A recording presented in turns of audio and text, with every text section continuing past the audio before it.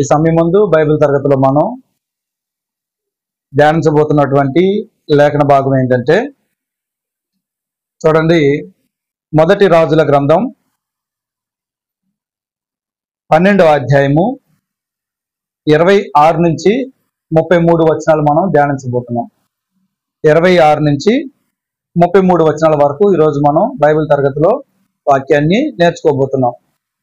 చూడండి, మనకి ఈ లేఖన భాగం అర్థం అవ్వాలంటే మనకు కొంత సమాచారం ముందుగానే తెలిసి ఉండాలి. దేవుడు యెరూషలేంలో మందిరం కట్టాలని ఉద్దేశించినప్పుడు ఆ యొక్క భాగ్యాన్ని దేవుడు ఎవరికి ఇవ్వలేదంటే, దావీదు కడతానన్నప్పటికీ దావీదుకి అవకాశం దేవుడు ఇవ్వలేదు. మరి ఎవరికి ఇచ్చాడు? దావీదు కుమారుడైన సొలొమోనుకి ఆ యొక్క ధన్యతను ఇచ్చాడు. కాబట్టి సొలొమోను మందిరం కట్టేటప్పుడు పలికిన మాటలు కొన్ని మనం ముందుగా చూడాలి. చూడండి, 2వ దినవృత్తాంతములు 6వ అధ్యాయము 18వ వచనం. 18. సొలొమోను మందిరాన్ని పూర్తిగా కట్టిన తర్వాత సొలొమోను ఏం చేశాడు? మందిరాన్ని పూర్తిగా కట్టించి ముగించిన తర్వాత మాట్లాడుతున్న మాటలు ఏంటంటే, మనుషులతో కలిసి దేవుడు భూమి మీద నివాసం చేయనా? ఆకాశమును మహాకాశముని నిన్ను పట్టజాలవే. నేను కట్టిన ఈ మందిరము నిన్ను పట్టునా?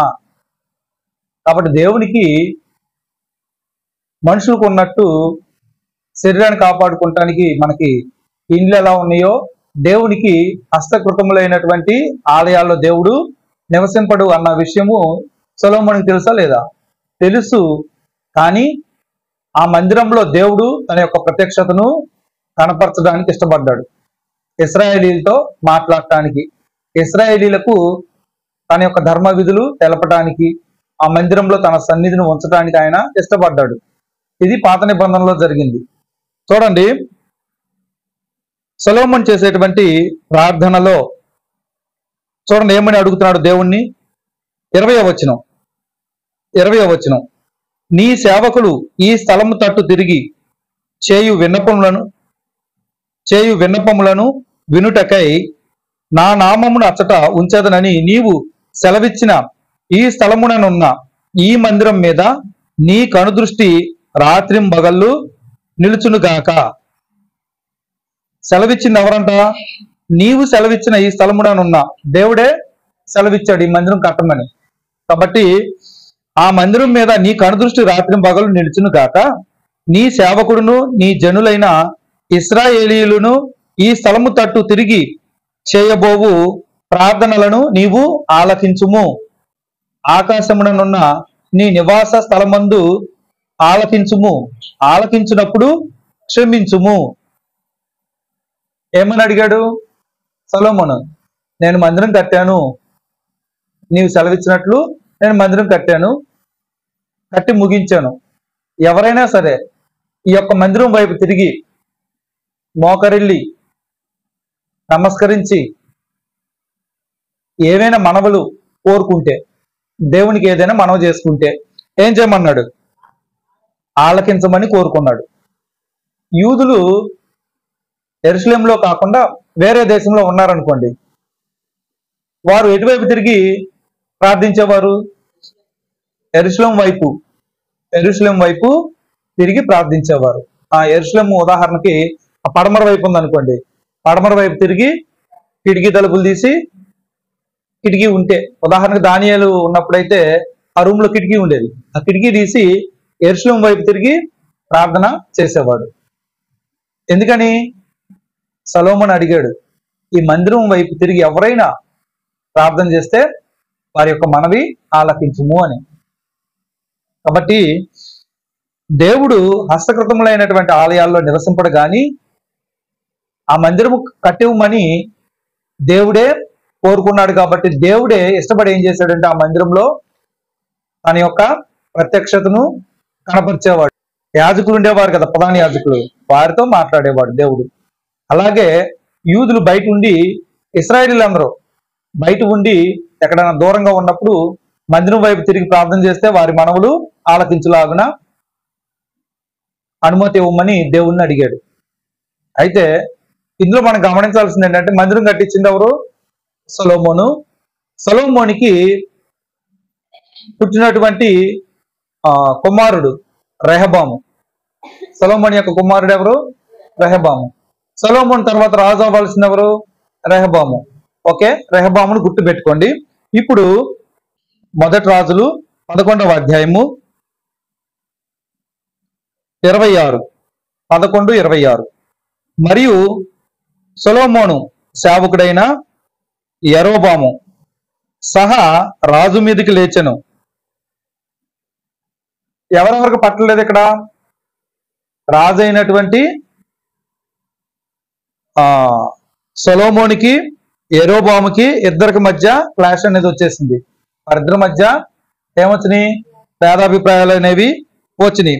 సొలొమోను సేవకుడు అంట యరొబాము. అయితే ఇక్కడ సొలొమోను పరిపాలించేటువంటి రోజుల్లో ఇక్కడ సొలొమోను యొక్క పరిస్థితి వయసు అయిపోతుంది. కాబట్టి ఇక్కడ రాజ్యం ఏమైందంటే 2 భాగాలుగా విభజింపబడింది. ఏమైంది? రాజ్యము 2 భాగాలు అయింది. చూడండి, దేవుడు చెప్పినటువంటి ప్రవచనమే ఇక్కడ నెరవేర్చబడింది. చూడండి, అక్కడ 33వ వచనంలో సొలొమోను చేతిలో నుండి రాజ్యం కొట్టివేసి 10 గోత్రములను నీకిచ్చేదను. అయితే నా సేవకుడైన దావీదు నిమిత్తమును నేను యెరూషలేము పట్టణమును కోరుకొని నందున ఇశ్రాయేలీయుల గోత్రములలో నుండి వానికి ఒక గోత్రమును కొండనెత్తును. 35 అయితే అతని కుమారుని చేతిలో నుండి రాజ్యం తీసివేసి అందులో నీకు 10 గోత్రములను ఇచ్చేదను.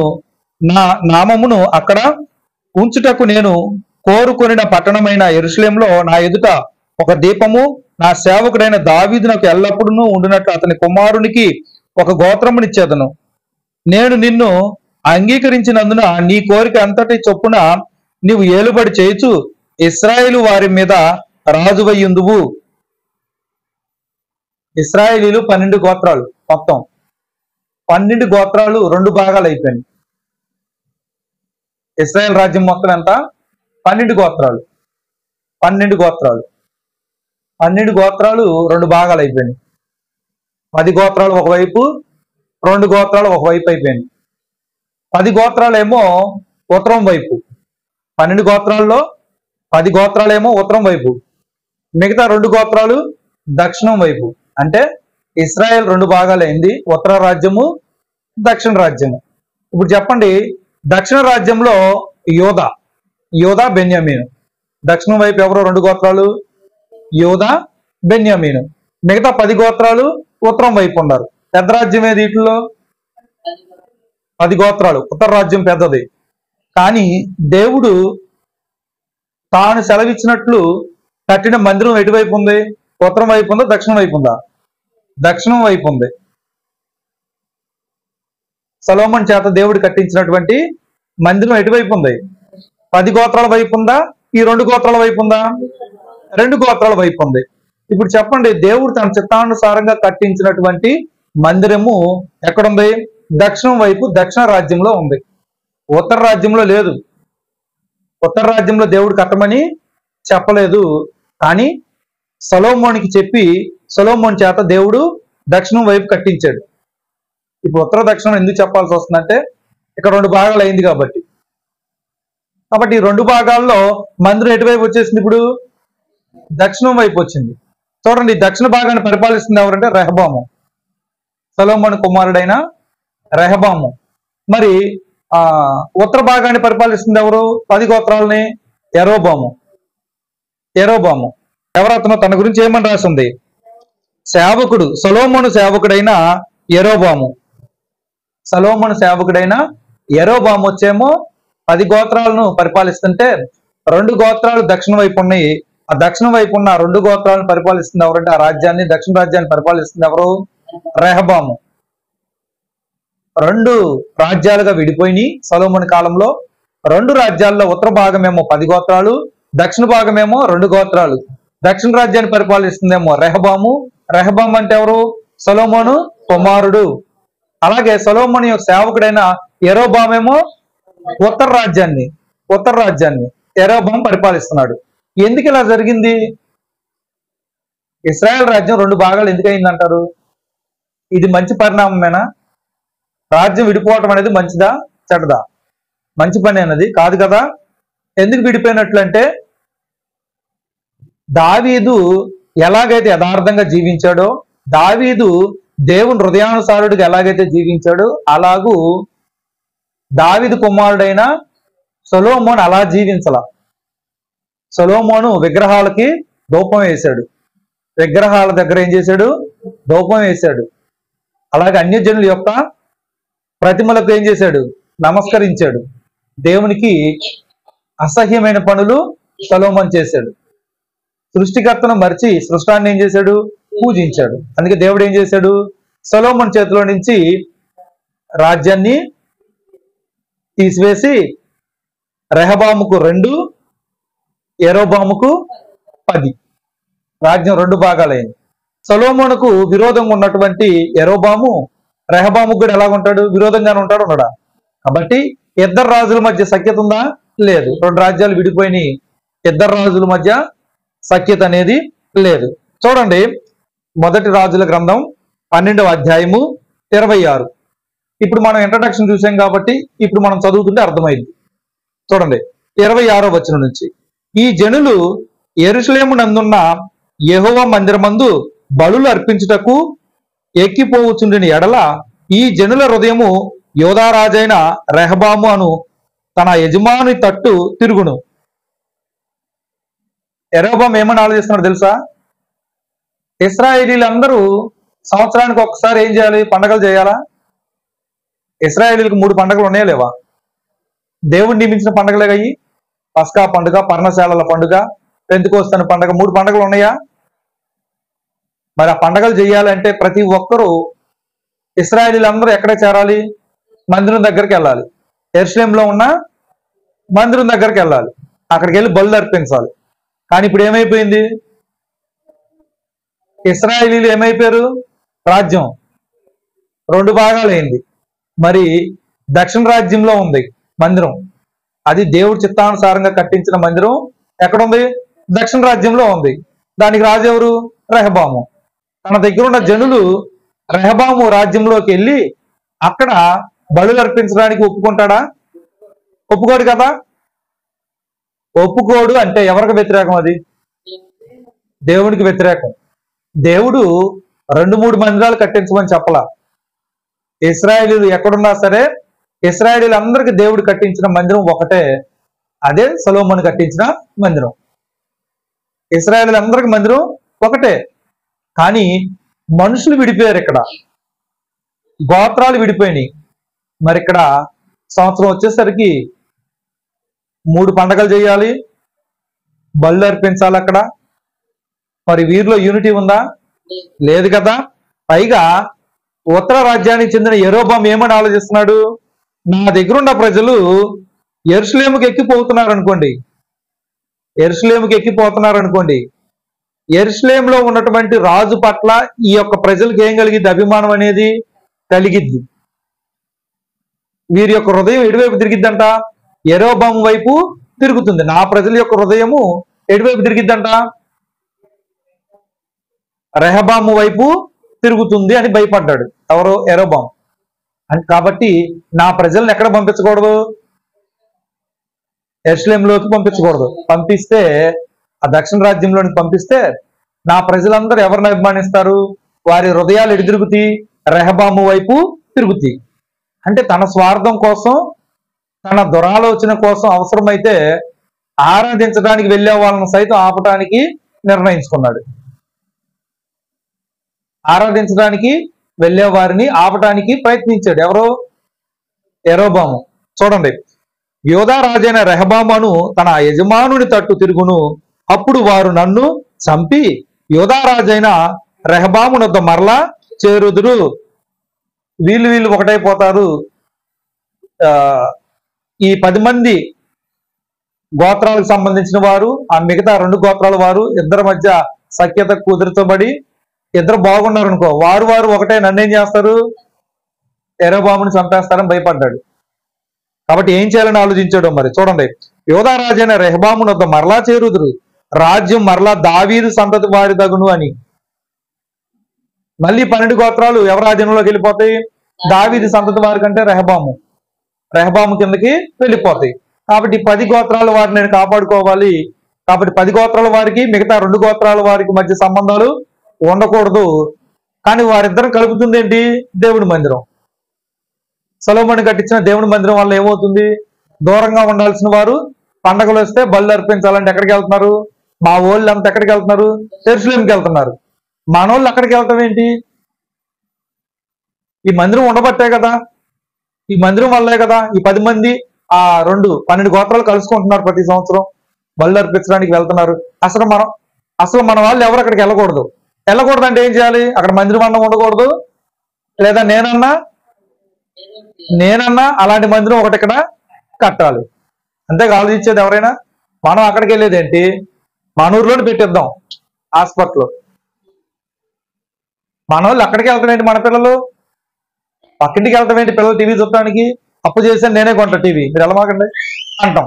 అలాగే యెరోబాము కూడా అలాగే చేశాడు. చూడండి, యెరోబాము తన హృదయం ముందు తలంచి ఆలోచన చేసి 2 బంగారపు దూడలు చేయించి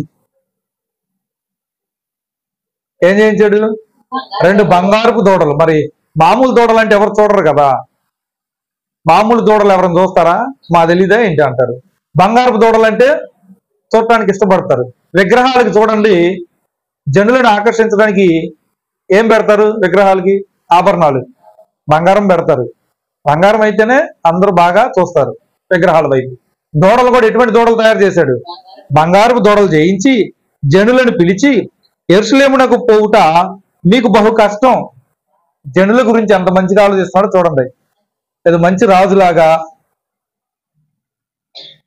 యెరోబాము జనుల పట్ల ఎంతో ప్రేమ ఉన్నట్టు, మీరు యెరూషలేముకి ఎక్కి వెళ్ళటం నాకు చాలా బాధగా ఉంది. మీరు వెళ్ళటం కూడా చాలా కష్టం. అంత దూరం కష్టం కాబట్టి ఏం చేయాలి? మీరు వెళ్ళకూడదు. వెళ్ళకుండా ఉండాలంటే ఏం చేయాలి? నేనే ఒక మందిరం కట్టాలి అని 2 బంగారపు దూడలు చేయించి జనులను పిలిచి యెరూషలేమునకు పోవుట మీకు బహు కష్టం. జనాలకు ఇష్టమైన మాటలు చెప్తున్నాడు చూడండి. మీరు కష్టపడని దూరము వెళ్ళొద్దు. యెరూషలేముకి ఎక్కడం అంటే మీరు కొంచెం ఎత్తుగా ఉంటుంది. ఆ మెరగెక్కాలంటే మీకు మోకాలు నొప్పులు వస్తాయి. నేను మీ రాజుని, మీ మంచి గురించి ఆలోచిస్తున్నా. మీరు కష్టపడి వెళ్ళొద్దు అంటున్నాడు. ఇది ఎవరికైనా నచ్చిద్దా నచ్చదా? కష్టపడొద్దు అంటున్నాడు రాజు అంటే ఇష్టం. కానీ దేవుని ఆజ్ఞ ఏంటి? వారి పండిన పంటలో నుంచి 10వ వంతు తీసుకొని రావాలి దేవుని వద్దకు. అంటే ఎక్కడికి రావాలి? యెరూషలేము మందిరం దగ్గరికి రమ్మని దేవుని ఆజ్ఞ. ఇవి నచ్చుతాయా మనుషులకి? మీరు అంత దూరం ఏం వెళ్తారులే, కాళ్ళు నొప్పులు, బహు కష్టం, అంత దూరం అవసరమా? ఏ మాటలు నచ్చుది? ఇయ్య నచ్చుది. ఆహా, నా క్షేమం కోరి వెళ్ళొద్దు అంటున్నారు. కానీ ఉత్తర రాజ్యం నుంచి దక్షిణ రాజ్యంకి వెళ్ళాలంటే 100 కిలోమీటర్లే ఉంటుందా? ఉండదా? 100 కిలోమీటర్లు ఉంటుంది. అయినా కానీ దేవుని యొక్క ఆజ్ఞ ఏంటి? ఖచ్చితంగా ఎంత దూరం ఉన్నా కానీ వెళ్ళాల్సిందే. దేవుని ఆజ్ఞ. దేవుని ప్రేమించేవారు మాత్రమే వెళ్ళగలరు. దేవుని ప్రేమించిన వారు సాకులు చెప్పుకుంటారు, కుంటి సాకులు. కాబట్టి రాజు వారిని వెళ్లకుండా చేయడానికి ఏం చెప్తున్నాడంటే, మీరు వెళ్ళటం చాలా కష్టం, మీరు వెళ్ళటం చాలా కష్టం అని చెప్పేసరికి మనుషులకు కూడా నచ్చింది కదా. మేము నడవ అవసరం లేదు, గాడిద మీద ఎక్కి అవసరం లేదు, ఇన్ని ఖర్చులు ఉండవు, ఛార్జీలు ఉండవు, ఏం ఉండవు, అంత దూరం ఏం వెళ్తాం అని వీళ్ళకి కూడా అనిపించే ఉంటుంది. వీళ్ళకి ఇష్టమైన మాటలు అనమాట. ఇశ్రాయేలు వారులారా, ఐగుప్తు దేశంలో నుండి మిమ్మును రప్పించిన మీ దేవుడు ఇవే అని చెప్పి, ఐగుప్తు దేశం నుంచి మిమ్మలను రప్పించిన దేవుడు ఎవరో తెలుసా? ఇది నేను చేపించాను చూడ, దూడలు, బంగారపు దూడలు ఇవే. ఎందుకంటే దేవుడు ఆత్మస్వరూపి, దేవుడిని ఎవరు చూడలేదు. వీరు ఇక్కడ మోసపోతున్నారు, ఇశ్రాయేలీలు మోసపోతున్నారు. Second time, first time Sinai పర్వతం దగ్గర ఇలాంటి దూడలనే చేసుకున్నారు లేదా? దూడను చేసుకుని ఏం చేశారు? ఆరాధించారు, నాట్యం చేశారు, తిన్నారు, తాగారు, ఆడుటకు లేచారు. దేవుని యొక్క ఉగ్రత వచ్చినప్పుడు అక్కడ 3000 మంది కూలారు.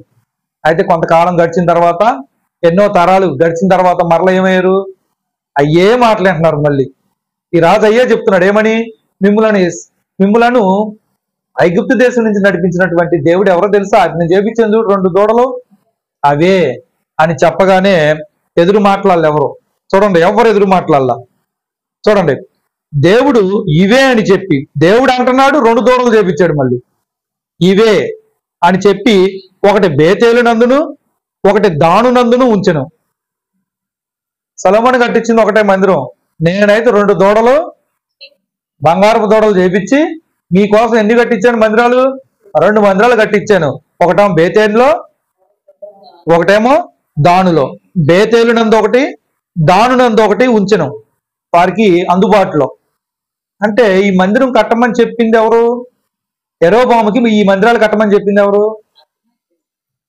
దేవుడు చెప్పలా. యెరోబాముకి ఆజ్ఞ దేవుడు ఇవ్వలా.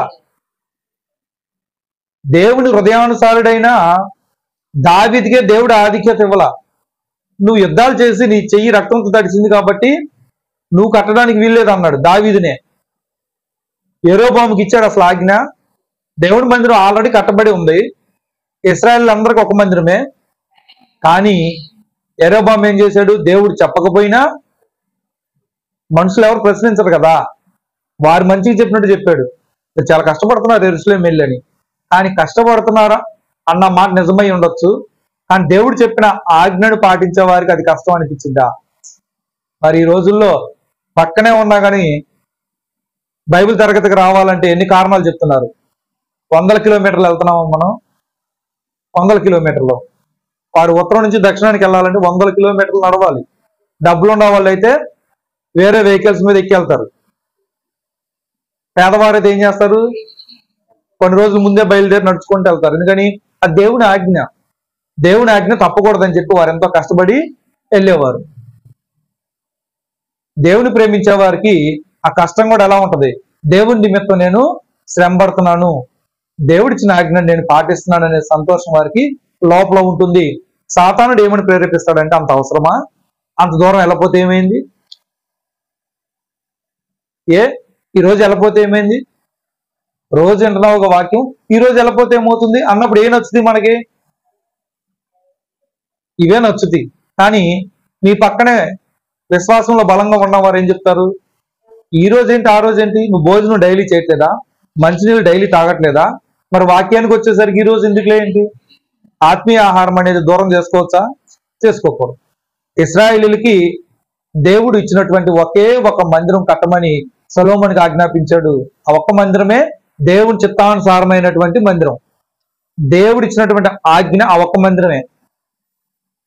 2-3 కట్టమన్నాడా? ఒక్కటే. కాబట్టి 12 గోత్రాల వారికి ఉన్నటువంటి మందిరం ఒకటా, 2-3 ఉన్నాయా? ఒకటే కట్టమంది. ఇది దేవుని యొక్క ఆజ్ఞ, దేవుని చిత్తానుసారమైనటువంటి మందిరం. అందులోనే దేవుడు తన సన్నిధిని ఉంచుతాడు. ఆ మందిరం వైపు ఎవరైనా తిరిగి ప్రార్థన చేస్తే వారి మొరలు దేవుడు వింటాడు. అర్థమైందా? కానీ యెరోబాము ఏం చేశాడు? ఇక్కడ జనులు అక్కడికి వెళితే అక్కడ జనులతో సహవాసం చేస్తే వీరు ఒకటైపోయి ఏం చేస్తారు? నన్ను చంపేస్తారు.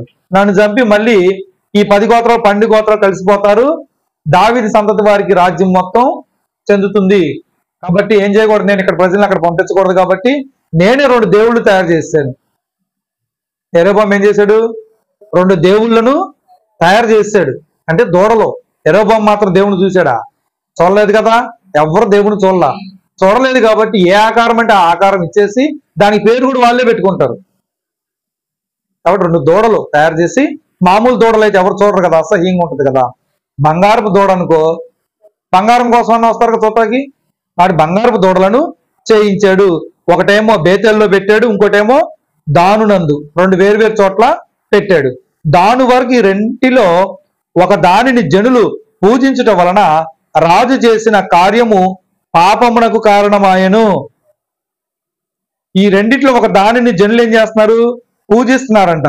రాజు చేసిన కార్యము పాపమునకు కారణమాయను. రాజు చేసిన పని ఏంటంటే పాపం. అదేంటి?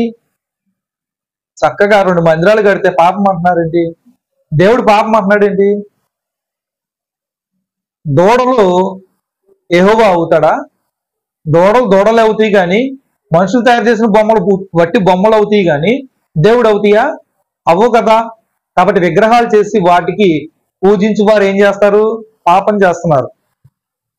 అవునా? ఆ విగ్రహాలు చేయించాడు మరి డబ్బులు పెట్టి, కష్టపడి, ధనం వెచ్చించి. ఏం చేశాడు ఈ రాజు? పాపం చేశాడు. తాను పాపం చేశాడు, జనులు కూడా విగ్రహ ఆరాధన చేయనట్లు రాజు దానికి కారణమయ్యాడు. తానొక్కడే తప్పు చేయలే, అక్కడ తాను తప్పు చేసి జనులు కూడా తప్పు చేయనట్లు అటువంటి పరిస్థితులు కలగజేశాడు.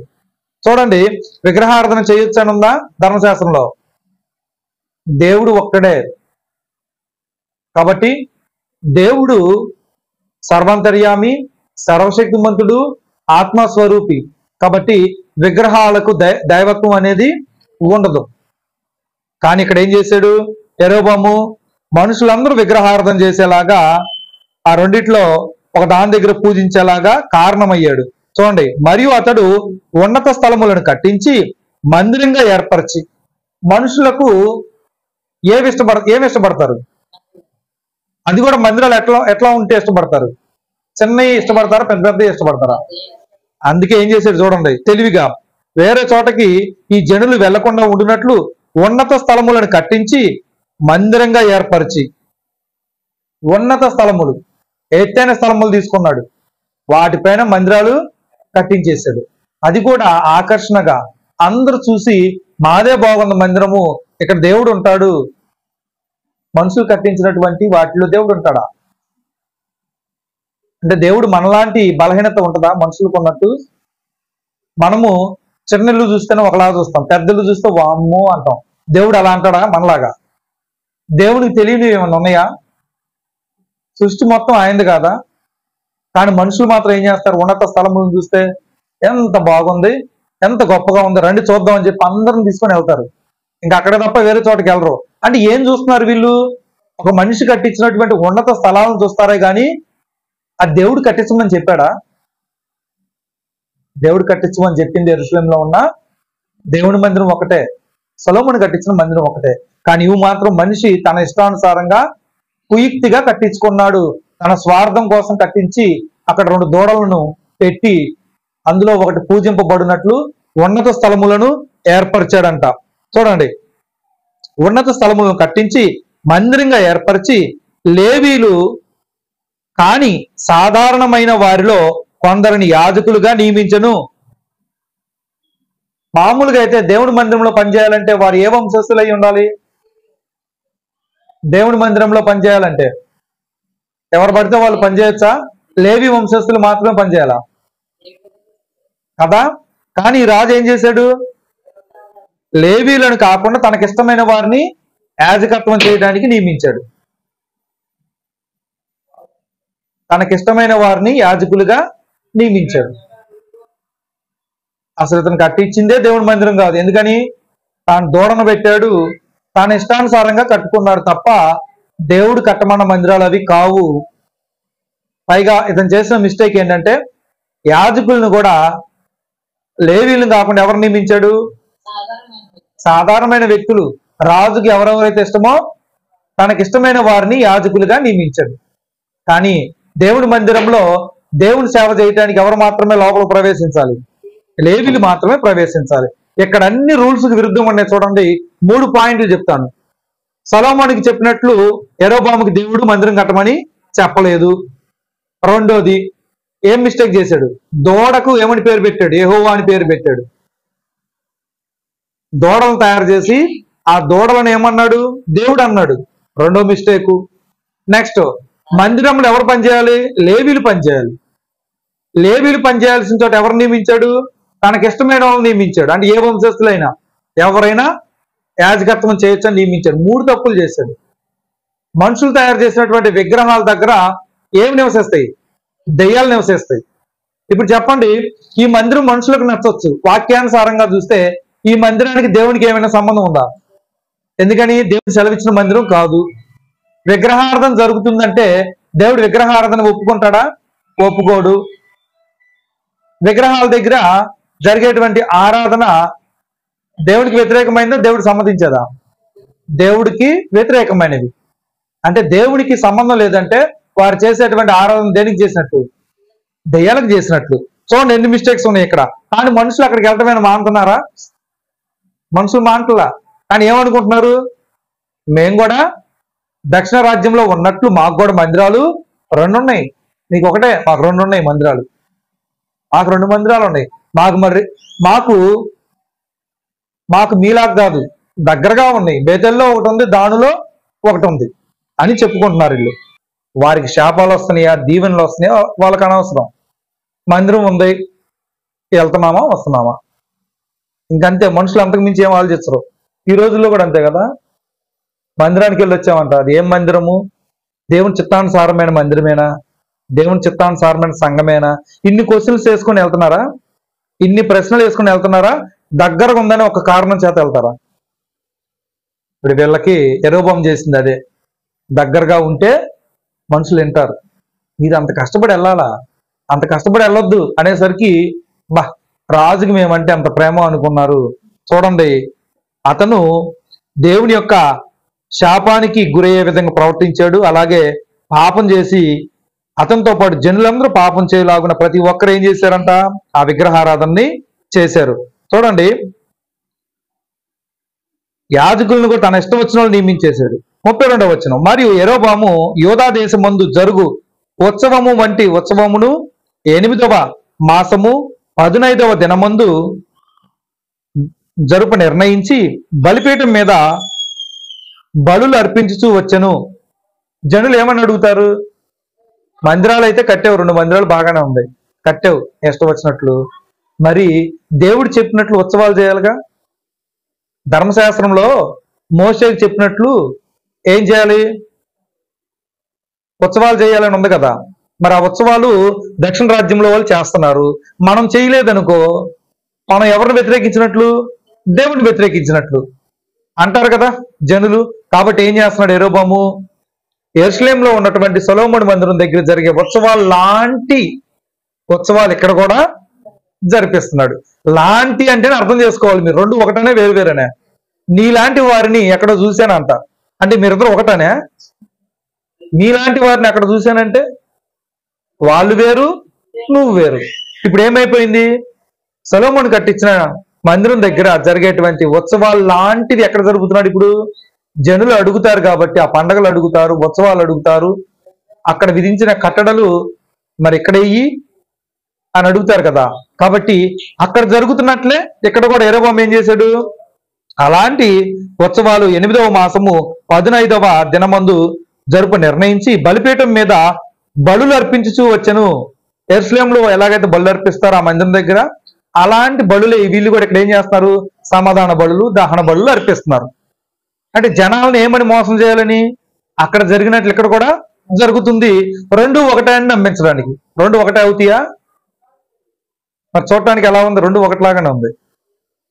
అక్కడ జరిగే ఉత్సవాలు ఇక్కడ జరుగుతాయి, అక్కడ జరిగే పండుగలు ఎక్కడ జరుగుతాయి. అది చూడండి, అర్పించుచూ వచ్చెను. ఈ ప్రకారము బేతేలు నందును తాను చేయించిన దూడలకు బలులు అర్పించుచుండెను. బేతేల్లో ఈ ప్రకారం జరుగుతుందంట. మరియు తాను చేయించిన ఉన్నతమైన స్థలమునకు యాజకులను బేతేలు నందు ఉంచెను. మరి యాజకులు ఉండాలి కదా. మందిరం ఉందంటే ఖచ్చితంగా అక్కడ ఎవరు ఉండాలి? యాజకులు ఉండాలి, సేవ చేసేవాళ్ళు ఉండాలి, ఆ దూడలకు సేవ చేసేవాళ్ళు ఉండాలి, ఆ దూడలకు సేవ చేసేవారు ఉండాలి. పెట్టాడు, నియమించాడు. మొత్తానికి ఒక మందిరం సృష్టించేశాడు యెరొబెయాము. సొంతగా మందిరాన్ని సృష్టించాడు, యాజకుల్ని పెట్టాడు. జనులకు దానికి దీనికి తేడా తెలియకుండా ఉండునట్లు ఏం చేశాడు? అలాంటి ఉత్సవాలను ఇక్కడ చేస్తున్నాడు. చూడండి, ఈ ప్రకారము అతడు యోచించిన దాన్ని బట్టి 8వ మాసము 15వ దినమందు బేతేల్లో తాను చేయించిన బలిపీఠం మీద బలులు అర్పించుచూ వచ్చెను. మరియు ఇశ్రాయేలు వారికి ఒక ఉత్సవము నిర్ణయించి ధూపం వేయుటకై తానే బలిపీఠం ఎక్కెను. అది బలిపీఠం ఎవరు ఎక్కాలి? యాజకులు ఎక్కాలి. ఇక్కడ అంతా ఏమైపోయింది? అంత రివర్స్. ధూపం వేయటానికి యాజకుడు బలిపీఠం ఎక్కాల్సిన చోట రాజే ఎక్కుతున్నాడు అంట. ఎవరైనా అడుగుతున్నారా? నిలబడి ఎవరన్నా దేవునికి వ్యతిరేకంగా చేస్తున్నావేంటి నువ్వు? దేవుడు నీకు మందిరం కట్టమని చెప్పాడా? 1-2 మందిరాలు కట్టమని దేవుడు నీకు చెప్పాడా? సొలొమోనుకి చెప్పినట్టు నీకు చెప్పాడా? ఎవరన్నా ప్రశ్నిస్తున్నారా? ఎవరు ప్రశ్నించట్లా. వారికి కావాల్సింది ఏంటి? వాళ్ళు వెళ్తున్నట్లు మాకు కూడా మందిరం కావాలి. వెళ్ళామా వచ్చామా? పైగా మాకు దగ్గరలో బేతేల్లో. మామూలుగా అయితే ఎన్ని ఛార్జీలు అవుతాయో, దక్షిణ రాజ్యానికి వెళ్ళాలంటే మాకు ఛార్జీలు అవుతాయి. డబ్బులు అవుతాయి, కాళ్ళు నొప్పులు, సమయం దండగా. మరి ఏమనుకున్నారో? మీరు కష్టపడద్దు అన్నాడు కదా. మరి మనుషులకు అయ్యాక నచ్చేది ఇండైరెక్ట్ గా ఆరాధనకి వెళ్ళొద్దు అని చెప్పకుండా కొంతమంది ఏం చెప్తారు, అంత దూరం ఇప్పుడు వెళ్ళకపోతే ఏమైందమ్మా అనగానే మీకు ఎంత ఆనందమో, నా మంచి కోరుకునే వాళ్ళు ఇంతమంది ఉన్నారా అని మిమ్మల్ని నాశనానికి నడిపించేవారు. అక్కడ మీరు ఒకటే ఆలోచించాలి, దేవుని యొక్క ఆజ్ఞను నేను తప్పుతున్నా. దూరం ఎంత అన్నది కాదు ఇంపార్టెంట్. నేను దేవుని ఆజ్ఞను ఏం చేస్తున్నాను? తప్పుతున్నా. నీకు దేవునికి సంబంధించి దేవుని ఆజ్ఞను మీరి దూడలు చేయించి దూడలకు నమస్కరించమని చెప్పి 2 మందిరాలు కట్టి, అదేమంటే సొలొమోను దగ్గర చేసేటువంటి బలులు ఇక్కడ అర్పించండి, అక్కడ లాంటి ఉత్సవాలు ఇక్కడ కూడా చేయండి అంటే 2 ఒకటైపోతాయా? 2 ఒకటైపోతాయా? ఒకటేమో దేవుడి చిత్తానుసారమైంది, ఒకటేమో మనిషి చిత్తానుసారమైంది. యెరోబోయాముకి ఇష్టమైన మందిరాలు. తాను కుయుక్తితో స్వార్థంతో ఈ 2 రాజ్యాలు కలిసిపోయి నన్ను ఎక్కడ చంపేస్తారని చెప్పి స్వార్థంతో తన గురించి ఆలోచించుకొని ఆ యొక్క ఊహల్లోంచి పుట్టుకొచ్చిన మందిరాలు, తన కోసం కట్టించుకున్నాడు ఆ మందిరాలు. మనుషులు ఎక్కడికి వెళ్ళకూడదు? దక్షిణ రాజ్యానికి వెళ్ళి వారితో కలిసిపోకూడదు. అలాగే ఈ రోజుల్లో మీరు గమనించినట్లయితే సంఘాలు ఎన్ని ఉన్నాయి? ఎన్ని రకాల సంఘాలు ఉన్నాయి? కానీ మనం అది దేవుడు స్థాపించిన సంఘమేనా, క్రీస్తు స్థాపించిన సంఘమేనా అని ఆలోచించాం ఎన్నాళ్ళు? ఆలోచించలా. సొలొమోను కట్టించిన మందిరం అని ఎలాగైతే చెప్పుకుంటున్నామో, ఈ రోజుల్లో మందిరాన్ని కడుతుంది ఎవరు? ఆత్మీయ మందిరాన్ని కడుతూ ఉంది ఎవరు? యేసుక్రీస్తు వారు. యేసుక్రీస్తు వారు ఏ మందిరాన్ని కడుతున్నాడు?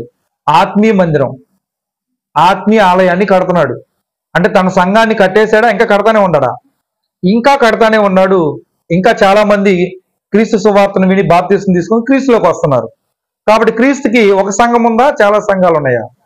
చాలా సంఘాలు ఉన్నాయా క్రీస్తుకి? క్రీస్తుకుంది ఒక్క సంఘమే. మనకు తెలుసు కదా, సంఘం అనేటువంటి ఆయన శరీరమునకు ఆయనే శిరస్సు. కాబట్టి సంఘం ఒక్కటే. అంటే మనం ఆరాధించడానికి సంఘంగా కూడుకునేటువంటి సంఘము ఒకటే. కానీ ఈ రోజుల్లో యెరోబోయాము ఎలాగైతే సొంతగా తన ఇష్టం వచ్చినట్లు మందిరం కట్టించాడో, మందిరాలు కట్టించాడో, ఈ రోజుల్లో కూడా ఎవరికి ఇష్టం వచ్చినట్లు వాళ్ళు సంఘం పెట్టి దానికి ఒక పేరు పెట్టేసుకుంటున్నారు లేదా? పెట్టుకుంటున్నారు. జనులకు ఏం కావాలి? దగ్గరలో ఏదో ఉంది, ప్రతి ఆదివారం నేను ఆరాధనకి వెళ్ళాలి. ఆరాధనకి వెళ్ళాలంటే దగ్గరలో ఏది ఉందని ఎత్తుకుంటున్నారా? అది దేవుని యొక్క ఆజ్ఞ ప్రకారం నడుస్తుందా? దేవుని వాక్యానుసారంగా ఉన్న సంఘమేనా? అది క్రీస్తు సంఘమేనా? యేసుక్రీస్తు వారు యెరూషలేములో స్థాపించిన సంఘమేనది అని ఆలోచిస్తున్నారు ఎవరన్నా? అప్పట్లో పాత నిబంధనలో దేవుడు చెప్పిన మందిరం ఒకటే, కొత్త నిబంధనలో యేసుక్రీస్తు యొక్క మందిరం ఎవరు? క్రీస్తు రక్తం చేత కడగబడిన మనమే ఆయన యొక్క మందిరం. కాబట్టి మందిరం ఒకటే. మనుషులు తమ యొక్క దురాశలను బట్టి దేవుని వ్యతిరేకిస్తూ తనకిష్టం వచ్చినన్ని సంఘాలు ఇప్పటికీ కట్టుకుంటున్నారు లేదా? కట్టుకుంటున్నారు. రాజు చేసిన పనికి వాక్యం ఏమని చెప్తుంది అక్కడ? అలాంటి మందిరాలు కట్టి పాపమునకు కారణమైందని చదివామా? అంటే తాను చేసింది ఏంటి? పాపం. రాజే పాపం చేస్తే అక్కడ మొక్కే వాళ్ళు యెరూషలేముకి వెళ్లకుండా దేవుని ఆజ్ఞను మీరి రాజు కట్టించినటువంటి ఆ మందిరాల దగ్గరికి వెళ్ళి బళ్ళు అర్పించే వాళ్ళందరూ చేస్తున్నది దేవునికి వ్యతిరేకమైన పనులేనా? కట్టడమే పాపం అని చెప్పాడంటే దేవుడు అక్కడికి వెళ్ళి బళ్ళు అర్పించే వాళ్ళందరూ చేసేది ఏంటది? పాపం. మరి ఈ రోజుల్లో బైబిల్లో సంఘం ఒకటే ఉంది. అది స్థాపించింది ఎవరు? మనుషులు కాదు. మనుషులు స్థాపించారు అనుకోండి, వాళ్ళ పేరు పెట్టుకోవచ్చు, వాళ్ళకి ఇష్టం వచ్చిన పేరు పెట్టుకోవచ్చు. కానీ యేసుక్రీస్తు వారు స్వరక్తం ఇచ్చి సంపాదించిన సంఘము. కాబట్టి రోమా 16:16 ఏమనుంది? క్రీస్తు సంఘములు అని రాయబడి ఉంది. కాబట్టి మందిరాలు ఉండవు ఎప్పుడు బైబిల్లో, సంఘాలు ఉండవు. ఒకప్పుడు ఉన్నది పాత నిబంధనలో ఒకటే మందిరం. మనుషులే తమ యొక్క దురాశలను బట్టి, కుయుక్తులను బట్టి ఏం చేశారు? తమ యొక్క ఉనికిని కాపాడుకోవటం కోసం మనుషులకు తన ఇష్టం వచ్చినట్టు మందిరాలు కట్టారు, యాజకులు నియమించారు. వారు పాపం చేసి వారి చేత కూడా పాపం చేయలాగునా అటువంటి పరిస్థితులు కల్పించారు. మరి ఈ రోజుల్లో బైబిల్లో ఏమని ఉంది? విశ్వాసం ఒక్కటే, బాప్తిసం ఒకటే, ఆత్మయు ఒక్కడే, తండ్రి అయిన దేవుడు ఒక్కడే. మరి సంఘం ఒక్కటే అని బైబిల్లో ఉంటే ఎఫ్ఎస్సి 4:4 ప్రకారం ఎన్ని ఉన్నాయి సంఘాలు ఇప్పుడు? అంటే అందరికి చెప్పాడు అన్నమాట దేవుడు, సంఘాలు కట్టమని అందరికి చెప్పాడా? సంఘం కట్టేది ఈ రోజులు మనుషులు కాదు. సంఘం కడుతుంది ఎవరు? యేసుక్రీస్తు వారు. సంఘాన్ని కట్టమని దేవుడు ఆ అనుమతి ఎవరికి ఇచ్చాడు? కుమారునికి ఇచ్చాడు. అందుకే పేతురుతో ఏమన్నాడు? నీవు పేతురువు, ఈ బండ మీద నా సంఘమును కట్టుదును. కాబట్టి తండ్రి అయిన దేవుడు అప్పుడు సొలొమోనుకి చెప్తే కట్టాడు మందిరం. ఇప్పుడు దేవుడు తన కుమారునికి చెప్పాడు ఏం కట్టమని? ఆత్మీయ మందిరాన్ని కట్టమని. కాబట్టి ఈ రోజుల్లో మందిరాలు ఉన్నాయా? మందిరం ఉందా? మందిరాలు ఉన్నాయి. ఎందుకని చెప్పండి? ఇక్కడ ఎంతమంది ఉన్నారండి? ఏం చెప్తారు చెప్పండి? 7 ఉన్నాం. ఈ 7 ఒకలాగా ఉండారా? వేరుగా ఉండారా? కానీ మన పోలికలు ఎక్కడ కలుస్తున్నాయి చెప్పండి? కళ్ళు, ముక్కు, నోరు, కాళ్ళు, చేతులు కలుస్తున్నాయా? కలవట్లేదా? కలిసినంత మాత్రాన మనం అందరం ఒకటవుతామా? మీకు 2 కళ్ళు ఉన్నాయి, నాకు ముక్కు ఉంది, మీకు ముక్కు ఉంది, మీకు 2 చేతులు ఉన్నాయి, మీలాగా నాకు 2 చేతులు 2 కాళ్ళు ఉన్నాయి అన్నంత మాత్రాన మనం అంతా ఒకటవుతామా? వేరువేరేనా? వేరు పేర్లు ఎందుకు పెట్టుకున్నారు? అందరూ ఒకటి కాదు కాబట్టి. కానీ ఈ రోజుల్లో వేరు సంఘాలు ఉన్నాయి అంటానికి గుర్తేంటి? వేరు పేర్లతో ఉన్నాయా లేవా? కాబట్టి అన్ని ఒకటా వేరువేరా? అంటే ఇన్ని మందిరాలు ఉన్నాయా? ఇన్ని సంఘాలు ఉన్నాయా భూమి మీద? ఇన్ని సంఘాలు కట్టమని దేవుడు ఆజ్ఞాపించాడా? నీకు ఒకసారి, ఈమెకు ఒకసారి, రాము గారికి ఒకసారి, అందరికి వేరుగా చెప్పు, నువ్వు అక్కడ మందిరం కట్టు, నువ్వు ఇక్కడ మందిరం కట్టు అని చెప్పాడా? యెరొబోముకు చెప్పాడా మందిరం కట్టమని? చెప్పకపోయినా కట్టాడు. తన అవసరం, తన ఉనికిని కాపాడుకుంటాకి. మరి ఈ రోజుల్లో చాలా మంది దేవుడు మందిరం కట్టమని ఆజ్ఞాపించింది ఎవరికి? క్రీస్తుకి. అప్పట్లో సొలొమోను కట్టమని చెప్తే ఇప్పుడు కడుతుంది ఎవరు మందిరాన్ని? యేసుక్రీస్తు వారు కడుతున్నారు. పేతురు, నా సంఘాన్ని కడతాను, క్రీస్తు అనే బండ మీద నా సంఘాన్ని కడతాను. కాబట్టి మందిరం కట్టేటువంటి ఆధిక్యత దేవుడు ఎవరికి ఇచ్చాడంటే క్రీస్తుకి ఇచ్చాడు. కాబట్టి సంఘం ఆయనది కాబట్టి ఎవరి సంఘం అంటాం? క్రీస్తు సంఘం అంటాం. కానీ ఈ రోజుల్లో క్రీస్తు సంఘం ఉందా భూమి మీద? ఇంకా చాలా సంఘాలు ఉన్నాయా? దేవుడు చెప్పకపోయిన మందిరాలు కడుతున్నారు లేదా? తన ఇష్టం వచ్చినట్టు చెప్తారు. వాక్యానుసారంగా ఉండదు. అక్కడ ఆరాధన వాక్యానుసారంగా ఉండదు. కానీ మనుషులు మాత్రము పరిశీలిస్తున్నారా? యెరొబోము కట్టంగానే జనులందరూ అక్కడే బళ్ళు అర్పించి, అదేమంటే యెరూషలేములో ఉన్నటువంటి మందిరం లాగానే ఇక్కడ కూడా ఏం చేస్తున్నాం? మేము ఉత్సవాలు చేస్తున్నాం, పండగలు చేస్తున్నాం. ఈ రోజుల్లో కూడా భూమి మీద చాలా సంఘాలు ఉన్నాయి. అన్ని చోట్ల ఏం కనపడింది కామన్గా? అన్ని చోట్ల వాక్యం చెబుతున్నారు, అన్ని చోట్ల పాటలు పాడుతున్నారు. కొన్ని కలుస్తున్నాయి కదా, కాబట్టి అన్ని ఒకటే అంటారు దాన్ని. కొన్ని కలిస్తే అన్ని ఒకటైపోతాయా? కొన్ని కలిస్తే 4 కాళ్ళు ఉన్న జంతువు ఉంది. 4 కాళ్ళు ఉన్న ప్రతి జంతువు సమానమేనేగా? గుర్రానికి 4 ఉంటాయి, ఆవుకి 4 ఉంటాయి, గేదకు 4 ఉంటాయి, మేకకు కూడా 4 ఉంటాయి. కానీ ఆ కాళ్ళు విషయంలో కలిసింది కదా అని చెప్పి అవన్నీ ఒకటవుతాయా? మరి సంఘాల్లో కూడా మేము పాటలు పాడుతున్నాము, మేము కానుకలు ఇస్తున్నాము, ఇక్కడ వాక్యం చెబుతున్నారు, మా దగ్గర బైబిల్ ఉంది అంటారు. కానీ ఆ సంఘం పేరేంటి? దాన్ని ఎవరు స్థాపించారో వారు పెట్టుకుంటారు ఆ పేరు. కానీ సంఘాన్ని స్థాపించాల్సింది ఎవరు? యేసుక్రీస్తు వారు స్థాపించాలి. ఆయన స్థాపించిన సంఘము మీరు అపోస్తుల కార్యములు 2వ అధ్యాయంలో చూస్తే యేసుక్రీస్తు వారు యెరూషలేములో అక్కడ స్థాపించాడు. ఆ సంఘము కొనసాగాలి.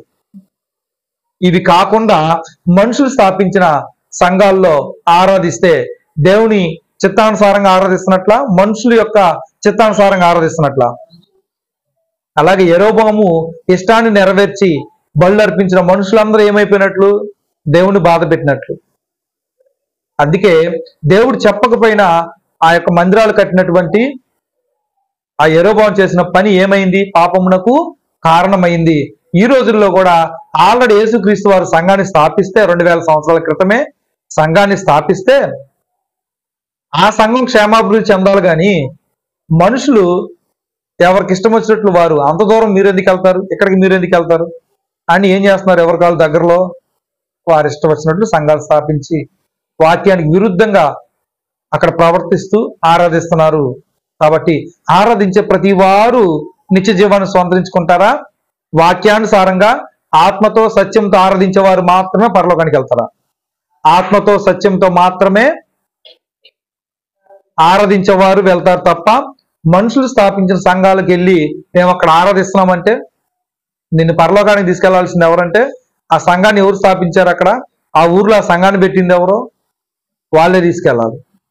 కానీ క్రీస్తు స్థాపించిన సంఘంలో ఉంటే మనల్ని పరలోకానికి తీసుకెళ్లేది ఎవరు?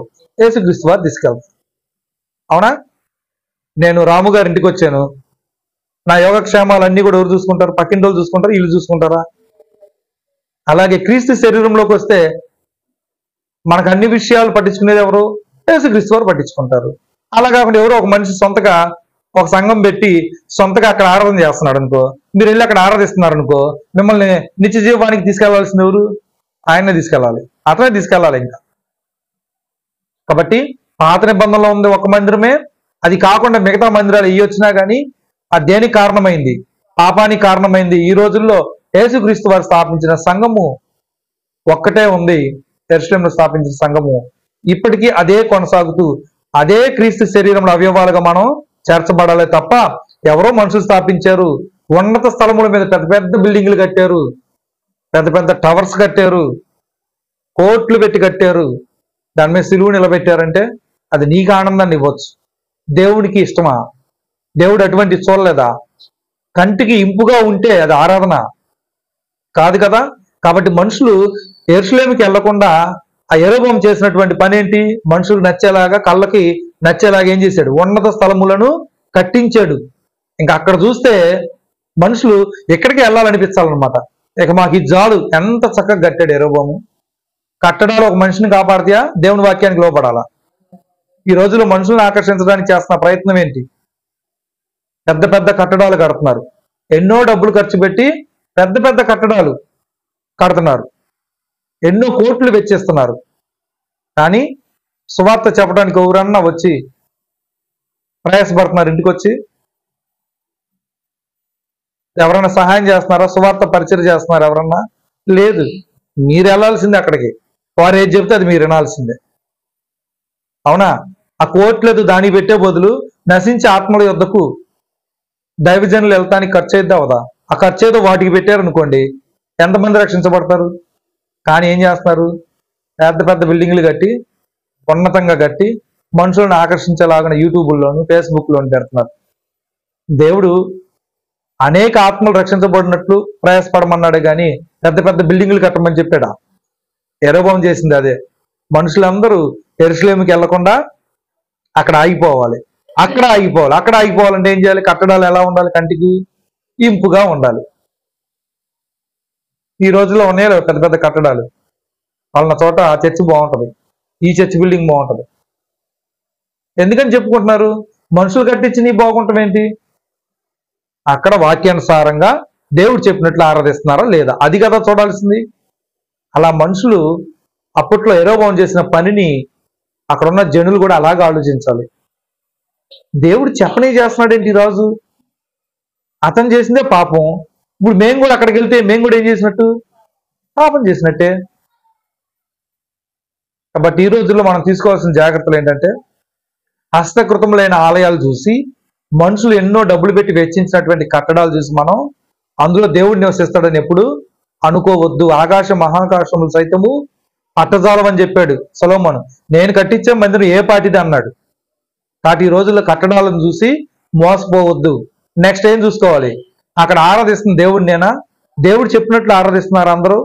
ఎక్కువ మంది వెళ్తున్నారు కంటే విశాల మార్గంలోనే ఎక్కువ మంది ఇష్టపడతారు నాశనం అయిపోవటానికి. మనం ఎప్పుడు కూడా అక్కడికి ఎంతమంది వెళ్తున్నారు?